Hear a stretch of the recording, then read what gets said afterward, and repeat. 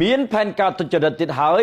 ថៃកំពុងហាត់សមឲ្យសិស្សនិងគ្រូបង្រៀនជំនះចូលលេនដ្ឋានករណីផ្ទុះសង្គ្រាមជាលើកទី3ស្រមោលនៃសង្គ្រាមនិងមហិច្ឆតាឈ្លានពានរបស់ភាគីថៃនៅតាមបណ្ដោយព្រំដែនកំពុងកម្រើកឡើងវិញក៏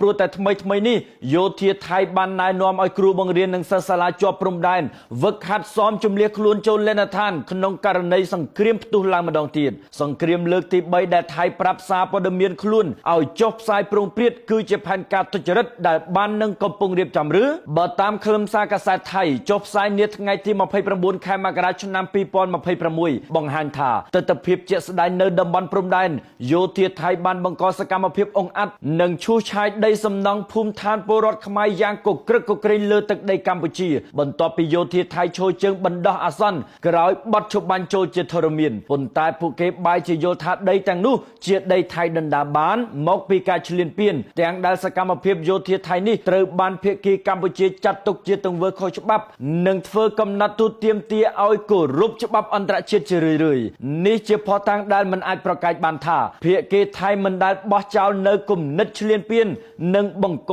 ចំនួនប្រដាប់អាវុធជាមួយកម្ពុជាឡើយជាទឡៃក៏យ៉ាងប្រជែកការហាត់សមរបស់យោធាថៃដល់ពលរដ្ឋខ្លួននៅពេលនេះគឺបង្ហាញឲ្យឃើញថាថៃកំពុងរៀបចំផែនការឈ្លានពានកម្ពុជាជាលើកទី3ទន្ទឹមនេះភាគីថៃកំពុងព្យាយាមបង្កើតរូបភាពនៃភាពរងគ្រោះរបស់ជនស៊ីវិលនិងកុមារដើម្បីឲ្យពិភពលោកមើលឃើញនិងទម្លាក់កំហុសលើកម្ពុជាថាជាប្រភពនៃគ្រោះថ្នាក់ដល់ខ្លួនទាំងដែលមនុស្សជុំវិញផែនដីបានដឹងយ៉ាងច្បាស់ហើយថាថៃជាអ្នកឈ្លានពានកម្ពុជាគួរបញ្ជាក់ថាទង្វើរបស់ថៃនៅពេលនេះគឺមិនត្រឹមតែជាការគំរាមកំហែងដល់អធិបតេយ្យភាពកម្ពុជាប៉ុណ្ណោះទេប៉ុន្តែថែមទាំងធ្វើបាបប្រជាជននិងកុមាររបស់ខ្លួននៅព្រំដែនឲ្យរស់នៅក្នុងស្រមោលនៃភាពភ័យខ្លាចជារៀងរាល់ថ្ងៃផងដែរ